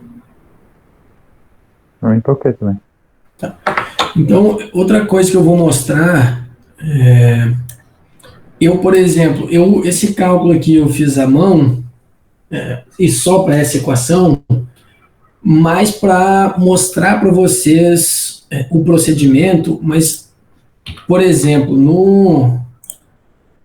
tem uma porrada de software bem melhor que o MATLAB para fazer isso, tá? Ele não é bom para trabalhar com o que a gente chama de variável simbólica, ou seja, que é para resolver equação algébrica e não numérica, mas uma maneira de resolver é pegar essa equação aqui, deixa eu voltar, essa equação aqui, ó, integral de y ao quadrado dividido por y ao quadrado mais e ao quadrado. Vocês estão vendo que essa parte aqui é o que está aqui dentro, né? Integral de y ao quadrado dividido por y ao quadrado mais e ao quadrado.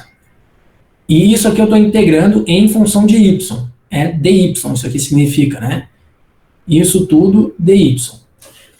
E eu estou dizendo que as variáveis simbólicas, ou seja, que variam, né? Que eu não sei, que eu estou chamando só de y e z, é y e z.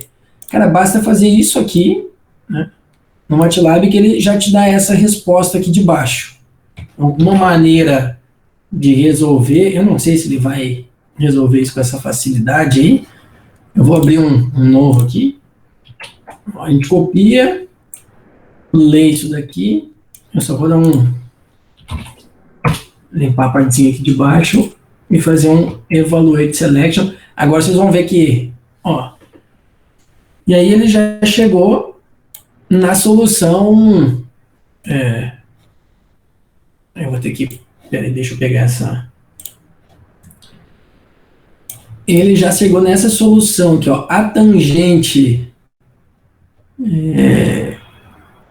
Aqui eu já substituo por S. Aqui, ó, de y sobre z dividido por 2z menos y dividido por 2 vezes y ao quadrado mais z ao quadrado, tá? Porque, na verdade, daqui para cá, eu pulei, mas também dá um trabalho gigante, né? Então, um trabalho gigante não, enfim, mas dá um trabalhinho resolver essa integral aqui. Vocês resolvem com muita facilidade, por exemplo, utilizando o MATLAB. Eu não utilizei aqui, mas outra possibilidade é você limitar. Você pode dizer, por exemplo, em vez de usar y, né, você pode desde o começo ter x menos s ds, porque isso aqui é uma simplificação para facilitar a nossa vida. A gente primeiro faz essa substituição aqui para resolver essa integral mais fácil. Se vocês for direto num software, né, vocês podem deixar desse jeito aqui a equação. Vocês já vão chegar num final assim. No próprio MATLAB tem as opções também de, em vez de usar só integral, né, usar um integral d, que ela é delimitada, e depois do y você põe de menos a até a. Aí ele já faz, inclusive, essa segunda parte, que é substituir no lugar do s o valor de a.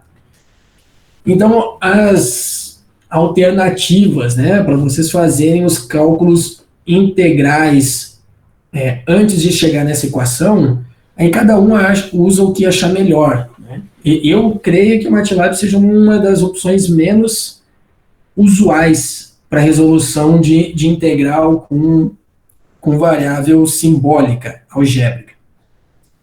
Mas para mim é uma opção que funciona bem porque eu não sei usar os outros, né? Eu basicamente utilizo isso aqui. E por que isso é importante, pessoal? Porque a gente não consegue pôr no MATLAB uma equação integral, né? A gente tem que necessariamente transformar isso aqui num somatório, né? Numa equação algébrica em que para cada pontinho que vai, né, nesse caso aqui de menos a, eu não tenho na verdade nada contínuo, eu criei várias equações discretas que o somatório delas é o equivalente integral. Então sempre vai ser necessário vocês pegar essa equação inicial aqui, esse sigma x, e chegar a partir dessa aqui simples, né, por uma pressão constante, chegar aqui embaixo nessa equação, que é que nós temos aqui. Isso não tem jeito. A gente sempre, aqui tem um menos e um mais, tá? É só menos, acabei de ver o erro. Eu não consigo mudar. É o que a gente tem que fazer. Então, eu vou pegar agora e vou mostrar como que a gente joga essa equação aqui no MATLAB, que é muito parecido com o que a gente já fez até então. Tá? Até aqui, ok, pessoal? Sim. Eu vou depois enviar também todo isso que eu fiz aqui nessa página, né? Eu fiz isso para todas as tensões e cheguei nessas equações aqui. Então, do sigma x, sigma z, tal xz. Nos próximos slides, eu ponho as equações também para o sigma z e para o tal xz, mas eu não ponho o desenvolvimento. Tá? Mas se vocês quiserem, eu envio o desenvolvimento para vocês, até para vocês talvez checarem ou verificarem. Deixa eu ver se não tem aqui. Não tem. O desenvolvimento. Mas enfim, vamos lá. Cara, essa parte é muito importante, viu? Eu até acho que eu vou pedir para vocês fazer esse desenvolvimento em vez de mandar para vocês no período que sobrar aqui depois da minha explicação. Mas vamos lá, vamos abrir agora um MATLAB de novo aqui. Eu vou apagar esse pedacinho. E agora eu vou copiar essa parte do programa aqui. Né? E módulo cidade eu nem sei por que está aqui. Eu não usei para nada, né? Então, não vou nem copiar. Eu posso só um. Então, tem essa parte inicial. De novo, ela é idêntica ao que nós tínhamos antes. O que mudou agora?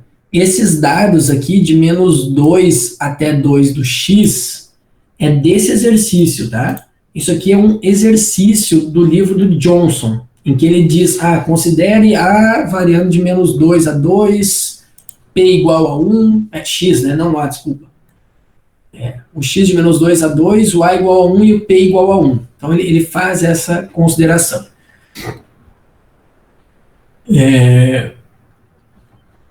Então, esses aqui são dados de um livro de onde foi tirado esse exercício aqui que eu resolvi.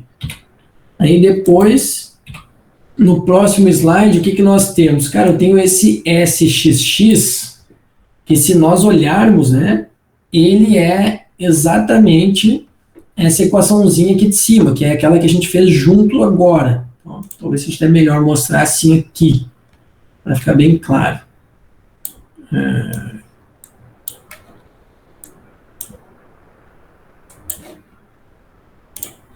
Tá. Ó, a gente tem aqui o P, que é a carga sobre I, lembrando, né, para esse caso, carga constante, aí x mais A vezes Z, observa que x e Z maiúsculo, tá? Sempre, todos os exercícios agora que a gente vai considerar sobreposição de efeitos, ou seja, eu calculo um P sobre um π vezes, quando eu faço x mais A, eu estou pegando todos aqueles pontos de x, por exemplo, e estou somando com A e multiplicando por todos os pontos de Z.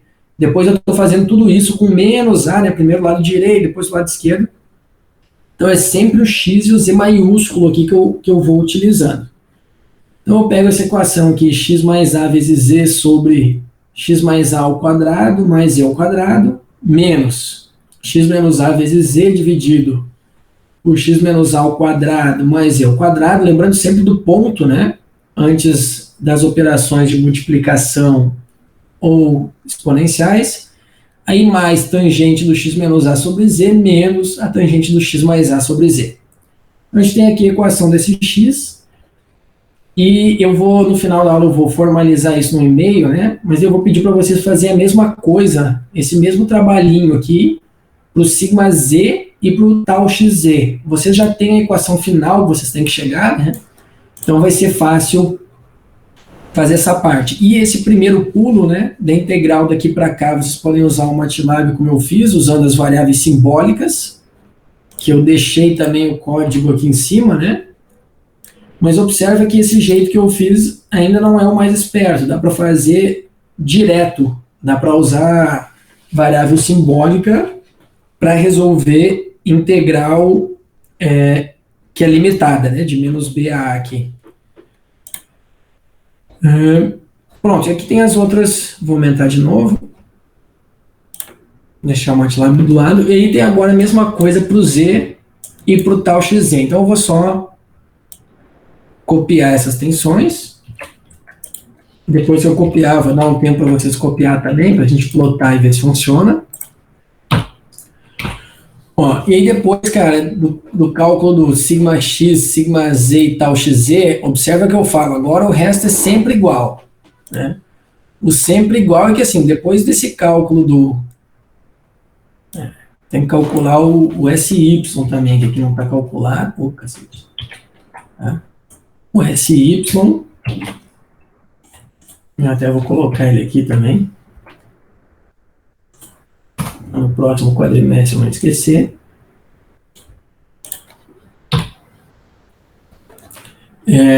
Eu vou jogar ele para o outro lado aqui.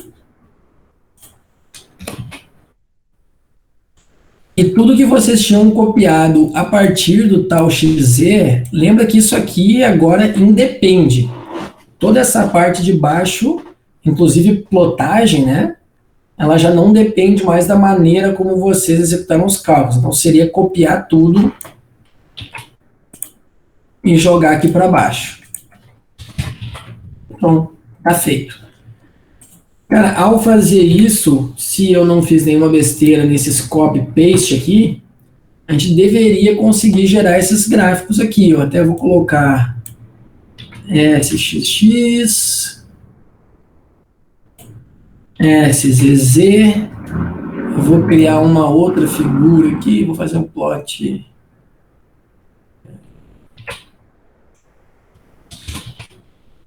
Criar uma outra figura 2 aqui, que não vai ser nenhum subplot, e que vai ser o tal, como que nós chamamos esse cara? T1 só. O T1, tá?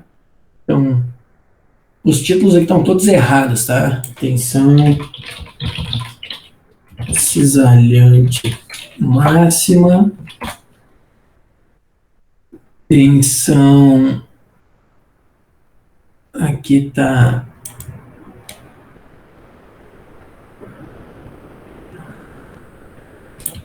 DZ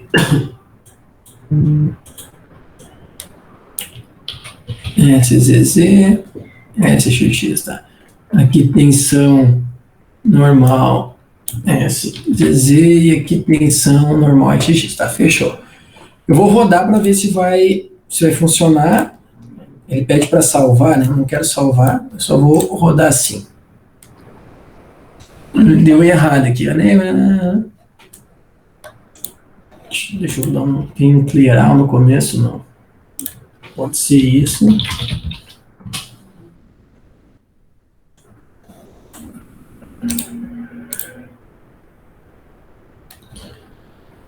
E recognize função NZ. XZ. Acho que a line space está de jeito diferente aí, né? Pra não estar com NZ, certo? Aqui eu fiz um line space, né? Aqui eu só fiz de -2 com 0,1, ele faz algo bem parecido, mas não é a mesma coisa. Agora, o NZ, eu quero saber onde que a gente usou ele aqui. Então acho que usava. Ah, tá. O NX e o NZ a gente usou. A gente deu o número de pontos, né?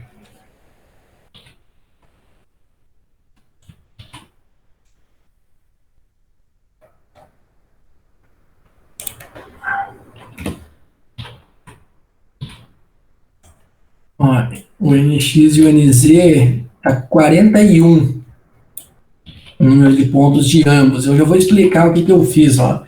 Eu pedi para ele ir de -2 a 2, variando de 0,1 em 0,1. Então, o primeiro ponto foi -2, o segundo 1,9, 1,8, e eu não me preocupei com o número de pontos. Tá? Então, eu não criei um line space. Eu só falei, ó, vai de -2 a 2. E para o Z, como eles têm que ter o mesmo número de pontos aqui, se eu fizer uma matriz quadrada, né? Eu disse para ir de 0 a 2, e o terceiro aqui com comprimento de x, que é o número de pontos de x, essa função aqui, comprimento de x. Então agora eu criei aqui um NX e NZ41 para ficar compatível. Espero que agora já funcione. Aí. Então essas funções aqui dependem do mapa de cores, etc., que a gente usa, né? Mas, ó, os valores e a maneira como a gente está vendo isso aqui está certinho. Deixa eu botar eu queria arranjar uma maneira melhor de mostrar. A melhor, eu acho que acaba sendo essa aqui mesmo, para baixo. Mas aí a resolução acaba ficando ruim para a gente fazer a visualização aqui. Deixa eu ver nesse outro caso. É que 40 pontos é pouco. Esse aqui é o que dá, assim, dá para a gente ver melhor, né? Já com as caras das tensões que a gente está acostumado a ver. Esse aqui é para ser a tensão normal XX, ela bem máxima. Deixa eu colocar uma barra, né? Ela sendo máxima bem onde a gente aplica aqui, caindo no restante. E essa aqui com os valores máximos aqui embaixo, aquele valor próximo de 0,3 aqui, do P0, né? E mais abaixo da superfície. E aqui o sigma Z também mostrado como linhas de contorno. Observa que realmente só com 41 pontos, né? A gente tem um gráfico muito mais feio do que esse aqui, que provavelmente foi feito com 101 ou 200 ou até 400 pontos. Mas de um modo geral a gente observa ali a mesma coisa, né? Essa que seria a tensão tal XZ, não a tensão cisalhante máxima, né? Isso aqui é a outra que eu não calculei ela aqui. Mas na verdade a gente calculou ela aqui, ó, tal XZ. Eu vou substituir para ver se fica um plot legal aqui, ó. A gente chamou isso de TXZ.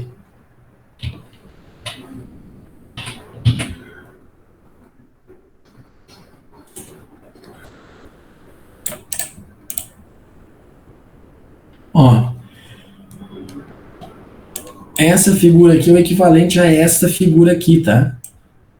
Só apresentada de uma maneira apenas com os gráficos de contorno. Dá para ver que aqui os valores são negativos, menos 0,1, menos 0,2 e 0,3 no máximo, e aqui positivo, 0,1, 0,2, 0,3, que é a mesma barra de cores que a gente está vendo desse lado.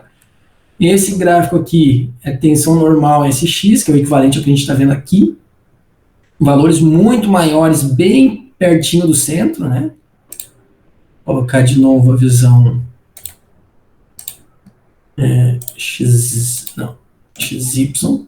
bem maiores perto do centro, suavizando e fazendo esse formato. A gente não consegue ver bem porque eu usei aquela resolução de 41 por 41, que é muito pobre. Mas, enfim, o que nós temos agora?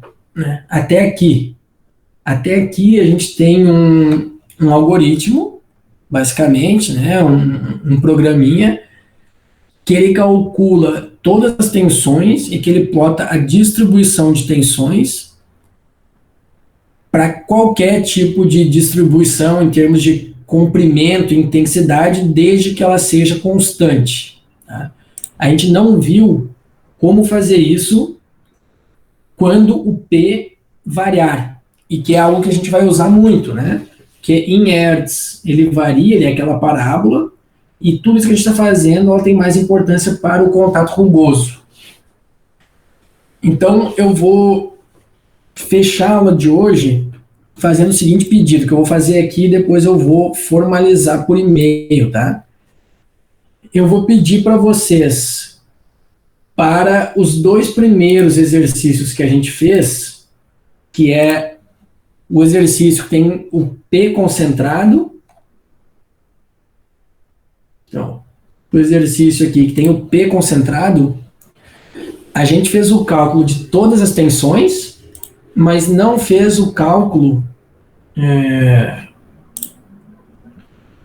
das deformações, tá? E isso também está dado aqui a equação final,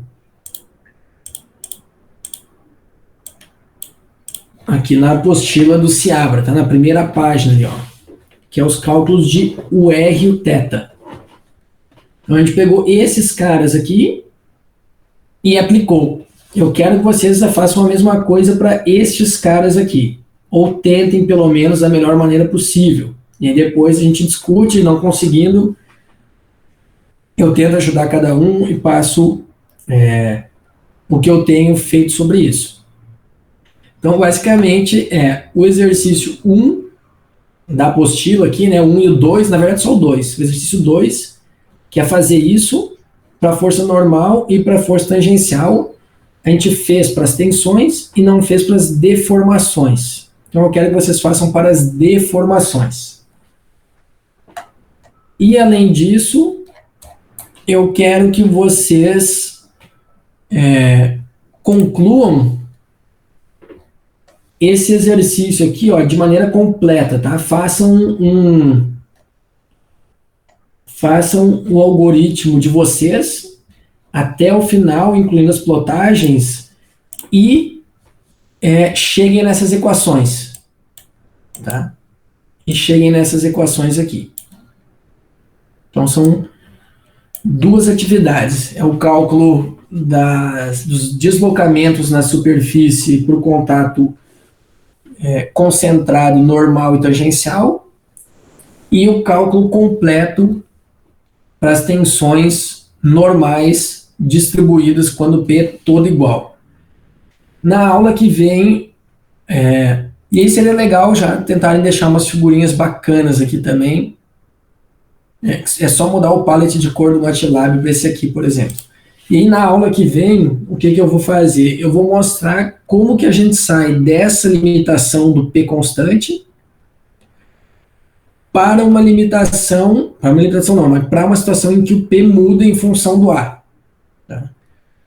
Como que a gente vai fazer isso, né? A gente vai na mesma tirar o P da integral, mas agora essa nossa relação aqui de x mais A, né, em vez do A ser um valor, digamos assim, constante, né, que é de menos A até A, na verdade não é constante, isso aqui vai variando ali de A até A, eu vou ter uma outra matriz A, né, e para cada valor de A eu vou ter um valor de P. Então eu vou mostrar como que a gente faz essa situação. Cara, uma vantagem gigante de ter essa versão final é que para qualquer campo de pressões conhecido, vocês conseguem calcular a distribuição de tensões de maneira extremamente rápida, né? E com os valores dessa distribuição de tensões, calcularem aí critérios de falha que vão depender da aplicação que vocês estão usando. Aqui é um caso de... Deixa eu ver aqui isso aqui. Aplicação 5... Tá, é a mesma coisa que essa aqui, mas para uma aplicação tangencial em toda a superfície, tá? Aí os gráficos mudam bastante, fica assim. E só. Por enquanto só. Esse aqui tá como exercício para entregar, mas eu quero fazer junto com vocês na próxima aula, que ele é um pouco mais difícil. Pessoal, são 4h10, a gente ainda tem praticamente uns 40 minutos, né, porque a gente não fez o intervalo, 50 minutos, eu vou botar minha câmera aqui, tá uma bagunça aqui no meu quarto, uma folha por tudo, mas para a gente tirar dúvidas, se vocês tiverem algum tipo de dúvida, ou se vocês tiverem algum feedback indo muito rápido, muito devagar, pouco didático, quero fazer um pouquinho antes para entender se eu estou sabendo o que está acontecendo. Queria ver um pouco de vocês aí, como que eu vou dando sequência. Eu vou estar olhando para o lado aqui, pessoal. Como que a gente dá sequência que foi feito até agora.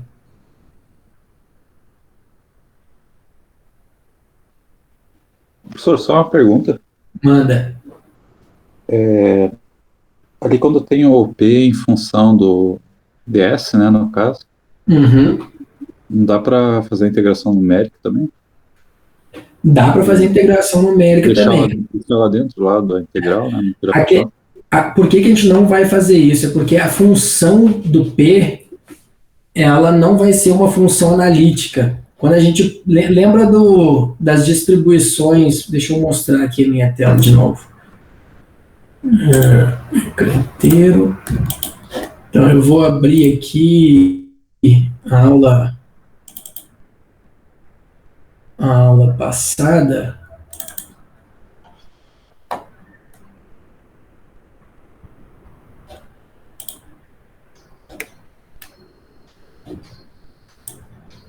Então, a nossa distribuição de tensões reais, ou campo de pressão, ele vai ser uma coisa assim.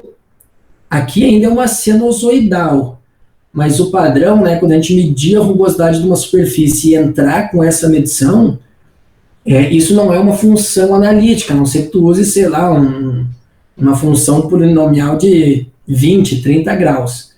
Então, entrar com a pressão para fazer a integração dela é muito complicado, porque é muito difícil a gente conseguir utilizar uma equação que caracterize a superfície de uma peça real. Que esse campo de pressões, né, ele é resultado de uma geometria.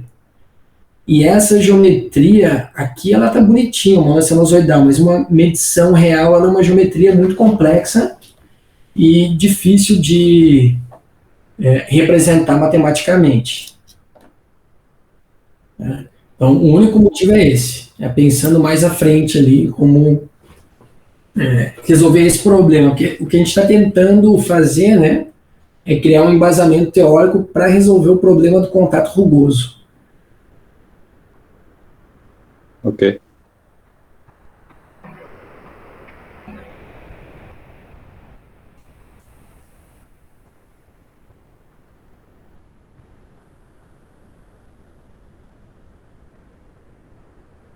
Mas nada impede, né, de você pegar e tentar fazer um fitting com uma equação qualquer do contato rugoso e resolver, mas eu nunca tentei fazer, mas dá a impressão de que integrar uma função muito comprida, né, um polinômio muito grande, vai dar muito trabalho. É que eu pensei no caso ali nós considerando uma superfície lisa, né, que daí tem uma distribuição parabólica.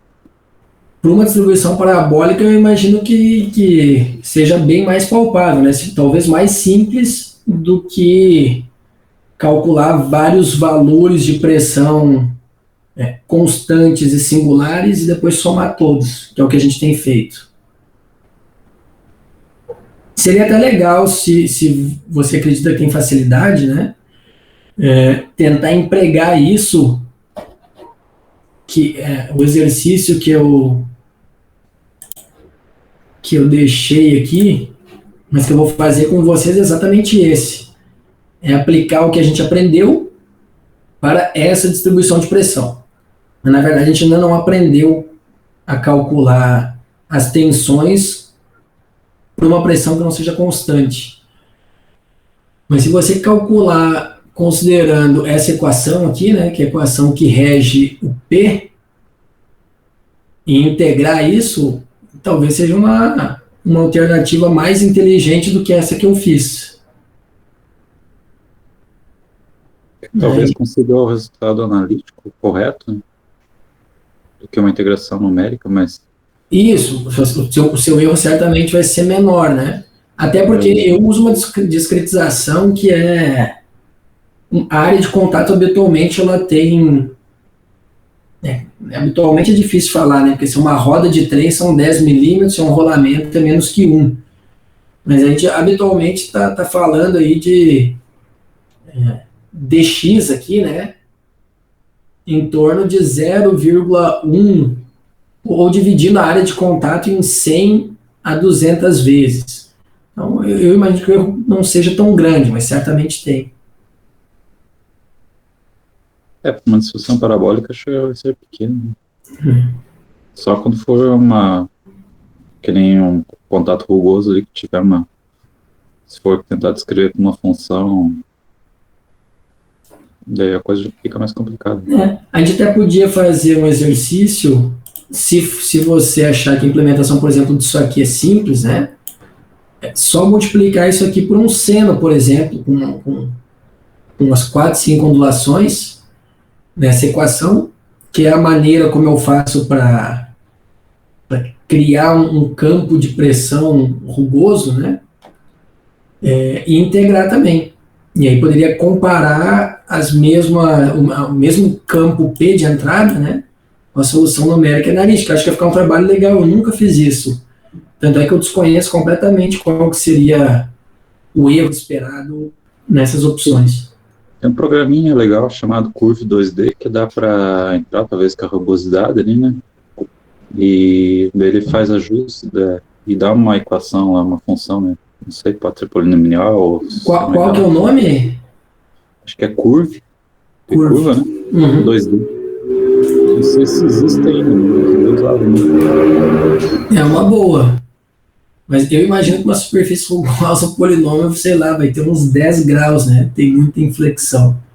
E também tem a questão da integração do MATLAB. Não sei se o MATLAB vai fazer uma integração numérica, daí no caso, quando a função se torna muito complexa. Né? Eu não sei o que está por trás, né? Mas o solver dele para essas situações não é muito bom, para falar a verdade. Tem a matemática, que é um pouquinho melhor, mas também eu não trabalho muito. Cara, a opção de se calcular, assim, tudo que a gente está vendo aqui, o motivo pelo qual se faz isso é porque os softwares tradicionais de elementos finitos, quando você precisa discretizar, né, em 3 dimensões, por exemplo, uma topografia em que o tamanho ali das rugosidades é tudo na área de micrômetros, fica muito pesado, fica muito inviável fazer essas análises. Então o pessoal utiliza essas teorias aqui do semi-espaço elástico como uma alternativa por questão de tempo computacional. Mas tudo que a gente está fazendo aqui, se você tem um bom computador, você roda facilmente utilizando elementos finitos, né? Inclusive eu tentei simular semana passada o contato em elementos finitos, usando o ANSYS, né, no caso. Mas tem que ter uma malha muito refinada na região do contato para ter um resultado semelhante. Então, o tempo computacional realmente vai lá para o próximo. E esse refino, quando entra a rugosidade, ele é maior ainda. Então, realmente é complicado. Eu vou parar de apresentar aqui de novo. Deixa eu ver. Pessoal, Michael, Cristiano, Igor, alguma dúvida? Não, tá tranquilo, professor. Depois você vai mandar os scripts, né? Eu vou mandar porque os scripts estão nos slides, né? As modificações que têm que ser feitas, elas até que estão mais ou menos propositais. Quando eu falei, até aqui é igual e muda depois. Igual eu fiz agora, eu copiei e colei e deu um erro. Não tinha NX e NZ definido. Aí é para vocês, principalmente para quem não está acostumado, né? Aprender apanhando, que é a melhor maneira. Aí você vê, o que deu errado? Aí pergunta pro colega, vai entendendo e vai melhorando. Então, quando eu digo que está 100% nos slides, não está. Né? Vocês viram que eu vou mudando ali, tipo, eu mudei e salvei. E um monte de slide, principalmente na parte de plotagem, eu estou botando SXX e na legenda está, sei lá, dizendo que é tensão máxima de cisalhamento. Então tem algumas situações aí que vocês vão precisar alterar para deixar o sistema rodando direitinho, mas que eu entendo que é parte do processo de aprendizado. E com dúvida é só mandar um e-mail que eu respondo. Beleza. Beleza? Igor, Cristiano, tranquilo também? Eu preciso praticar o MATLAB um pouco, né? De resto, acho que tá indo. De novo, cara, eu não quero simplesmente assim, entregar o algoritmo pronto ali na frente e falar roda, né? Eu quero dar um embasamento para vocês, mas, como eu comentei anteriormente, essa disciplina ela está dentro da parte de materiais no programa de pós-graduação. Dentro da parte de materiais tem a parte de tribologia, e o objetivo dela é embasar os alunos que fazem mestrado e doutorado na área de tribologia a conseguir selecionar melhor as condições de ensaio, interpretar resultados, entender efeito da rugosidade, efeito do atrito, e não necessariamente em melhorar a maneira como é calculado, saber a fundo resolver todos os problemas. Então, meu objetivo no final da disciplina é que vocês sejam bons usuários e que, se precisar mudar um pouco a geometria, o campo de pressão, vocês consigam, né? Vai dar algum trabalho, mas que vocês consigam fazer. Por exemplo, né, implementar plasticidade, incluindo a parte que o Giuseppe apresentou. Não é algo de outro mundo, eu imagino que alguns de vocês, se precisarem, vão conseguir fazer, outros não, mas aí depende muito do que o mestrado ou doutorado de vocês está demandando. Tranquilo, pessoal? Eu vou encerrar aqui mais cedo, porque eu dei muita atividade e elas não são tão curtas, tá? E vocês podem aproveitar essa próxima hora para começar. Se vocês quiserem, antes de eu mandar o e-mail, basicamente é que vocês resolvam o exercício da página 5 do formulário de mecânica do contato. Na verdade, a página 3 de 36 escrita no PDF, né, e a página 5 como um todo. Então, a parte 2 ali, implementar o cálculo daquelas tensões que a gente já fez e dos deslocamentos. Então, isso vocês já podem começar a fazer até receberem o e-mail que eu vou mandar mais à noite aí. Ok? Beleza. Ok, professor, muito obrigado. Beleza, obrigado aí, pessoal. Valeu, tchau, Obrigado, tchau. valeu. Tchau, tchau.